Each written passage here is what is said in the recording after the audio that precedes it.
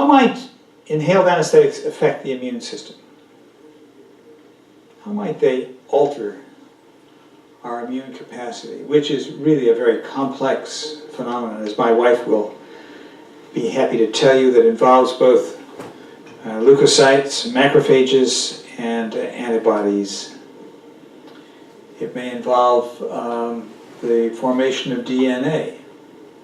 Let's suppose you had some small molecules that could attack DNA directly. You think that could alter the immune system? Yeah, probably. I mean, and in effect, that's what some of the chemotherapeutic agents do. Well, we don't have those with the inhaled anesthetics, with the possible exception of some of the breakdown products like compound A. It could affect the immune system indirectly by interacting with factors that lead to the production of immune products.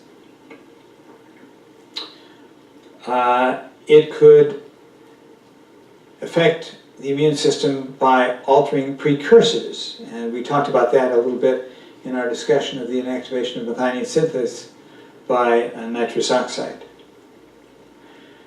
There are some commonly used tests of mutagenicity. Anyone know what those are? Ames test. The Ames test. Who is Ames? Who's this fellow Ames? Anybody know? He's a professor of biochemistry at the University of California at Berkeley, named Bruce Ames. And he was reading the contents of a bag of potato chips many, many years ago. And he said, you know, I got to thinking, there are more compounds in there than there are potatoes. And he said, I wonder what they would do to the mutagenicity. What are they, mutagens? And he devised the Ames test to test that. It's a test of reversion of abnormal, of mutated salmonella bacteria. And I won't go into the details of the test, but it is a standard test of mutagenicity, one that's applied to almost any new compound.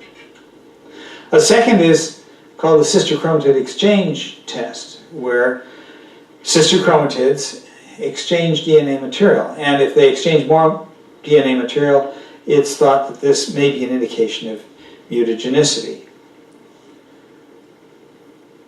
Are those affected by inhaled anesthetics? To our knowledge, no. To our knowledge, no. That's correct. You better say that louder. And what is it? To our knowledge, no. No, it's not. Now, anesthetics and surgery can also compromise the immune system in other ways. For example, the stress of surgery may increase adrenal hormones. Or anesthetics may depress the oxidative burst response of neutrophils to bacteria. And this is a slide showing a test of that, showing the hydrogen peroxide production by neutrophils after stimulation with a bacterial peptide.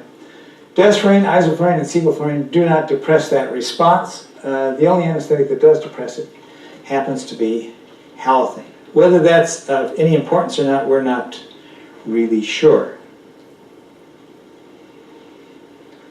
We do know that anesthetics such as desflurane can depress the febrile response to pyrogens. And we know that febrile response to pyrogens can be an important part of the immune response. We know that controlled ventilation, which you all do every day, at high tidal volumes may have an adverse effect on the immune response, can increase the gene expression of pro-inflammatory cytokines.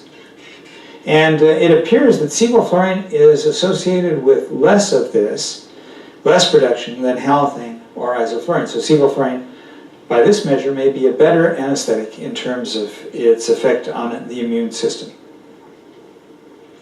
And then there are autoimmune effects. Effects that may relate to the toxicity of some compounds, particularly which compound? Say it louder. Halothane. Halothane. Halothane. How does this phenomenon take place? How does it happen? It sensitizes the hepatocytes and it forms like an autoimmune type reaction against the body's own hepatocytes. Right. And that occurs because what has happened to the hepatocyte? I believe it actually alters the cell membrane, and the next time the person is exposed to halothane or something similar, it will have that autoimmune reaction.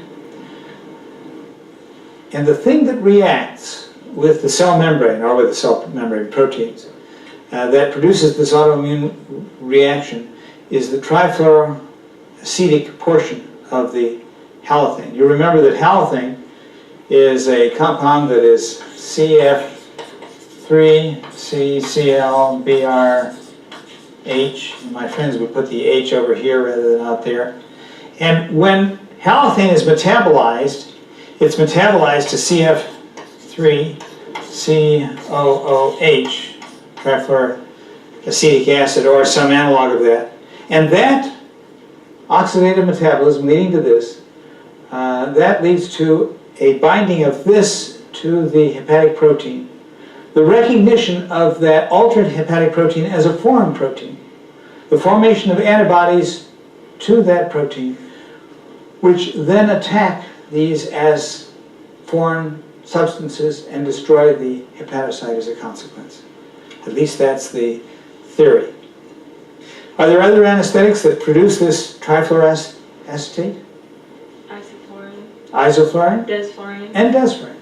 Why aren't they as hepatotoxic as halothane? They're not metabolized nearly as much as halothane. So their metabolic rate, their production of this, and the amount that's formed is much less. And there is recent evidence that one other compound may produce a similar reaction, but there is no clinical evidence that this is of any importance, and that's compound A. Compound A also may attach itself to hepatic proteins and may produce this response in animal models, but there's, as I say, no evidence for this in humans. Well, that finishes now this part of the book. We've now gone through some of the basic aspects of inhaled anesthetics, and what we're going to go on to next are some issues that relate to the effects of anesthetics on vital systems, on breathing, on circulation, and more.